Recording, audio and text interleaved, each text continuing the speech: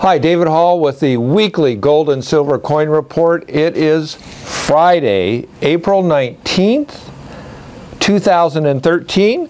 This week I celebrated my 66th birthday. And amazingly, it was 1966 when I sold my first coin. In case you're curious, sold my first gold coin, that is. I sold two coins. I sold a $20 St. Gaudens uncirculated for $48 and a Mexican 50 peso, 1.2 ounces, which is what we sold in those days for bullion, at $52. And those were my first gold coin sales. So if we do the math, I've been in the gold and silver coin market for 47 years. And after 47 years of daily market activity in gold and silver, I can tell you one thing with absolute certainty. I know I do not have a slight clue of where the market will be tomorrow or even next month. It's just who knows, and this week was one of those who knows. So what happened? Gold took a massive hit, as did silver, on Monday, down over $100 on gold. And then it came back pretty strong Wednesday, Thursday, and today, closing up at its high for the week, over 1,400. Still down $129 for the week. Silver at 1406 even was the close today. Silver closing at 23.23, down $4.17 for the week. So we had a massive crash and then a decent recovery. I'm going to do something I usually don't do. I'm going to read from a few people that are friends of Van and I and that we follow. And just bear with me because what really happened, okay? And like I said, I don't know what's going to happen with the price short term. I have a high degree of certainty what's going to happen long term, 5, 10 years out. But this week was really interesting, to say the least. So, from our good friend Ari McMaster, commodity guru of all time, Ari wrote, gold lost 7.1% this past week. Globally, the demand for physical gold is increasing. Nevertheless, technically, in the paper gold market, it would be very unusual for markets that have been hammered like the metals, which are now consolidating, to not at least retest their lows or drop to lower lows before rallying. In other words, technically expect the present consolidation in the metals to yield to a retest of the lows. Now, why does gold go down while the national debt's going up and the dollar is becoming worth less each day? So we have Chris Martenson of Dow Theory Letters, very bright guy. So he's talking about the difference between paper gold and real physical gold. So Chris Martenson says, my guess is that the gold leasing scheme, the banks lease out gold, and they have all these paper ETFs and and commodity contracts, right? Okay, so my guess is that the gold leasing scheme has once again gone too far, and the bullion banks had borrowed or lent or borrowed and lent the same gold a few too many times. They somewhat desperately need gold to be flushed into the market so they can unwind this little game of theirs. Then he quotes William White of the Bank of International Settlements. Central banks collaborate to influence prices, especially gold and foreign exchange, in circumstances where this might be thought useful. So Chris goes on to say it is possible that after Germany asked for its gold back, which Germany did, they store it in New York, London, whatever, and they said, we want our gold back. This was a big deal. So it's possible, given all the west to east flows of gold, that there's a structural shortage of gold that required some to be shaken loose from the weaker hands.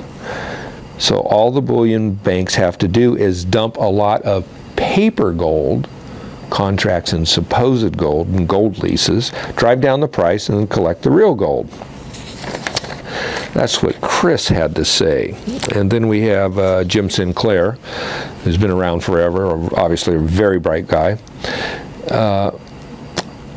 There's no question, except in the minds of the deranged bashers, that the physical demand for gold threatened the fractional gold system to which the Fed-sponsored raid took place.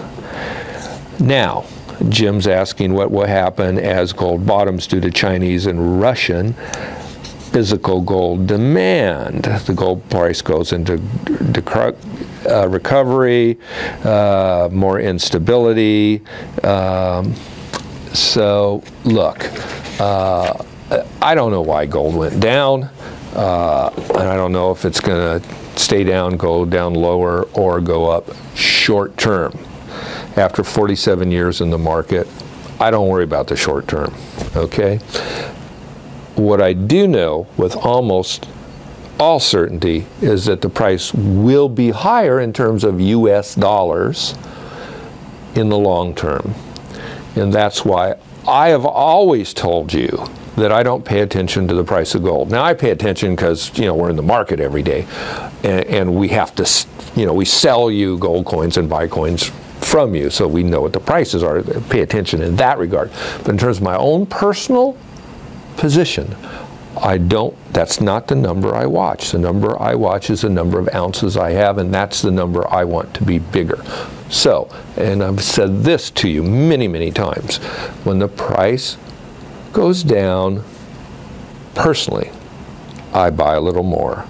When the price goes up, I smile because I have some. And that's the approach I recommend that you take on gold and silver. You buy it when you like it. And when the price goes down, and you do like it, you think about buying some more. And that's the way to approach these markets, with a long-term view. If you try to figure out the price tomorrow or next week, you're going to drive yourself crazy. Okay? Now, what is happening with physical gold and silver? Extreme shortage. Our premiums on Silver Eagles have doubled, and now the people, the huge wholesalers that we buy from, and we are big clients, so we get the best price, best delivery, all of that. They fight with each other to sell me and Van gold and silver. All right. They're quoting 4 to 5 week delivery on Silver Eagles. There is no physical coins available. It's even starting to affect the generic gold market. Some of you may know, because I've said it many times, there's about between $150 and $200 million worth of U.S. gold coins that are imported from Europe, where they've been for decades and decades, to the United States each year. So a lot of the gold we get, U.S. gold, comes from Europe.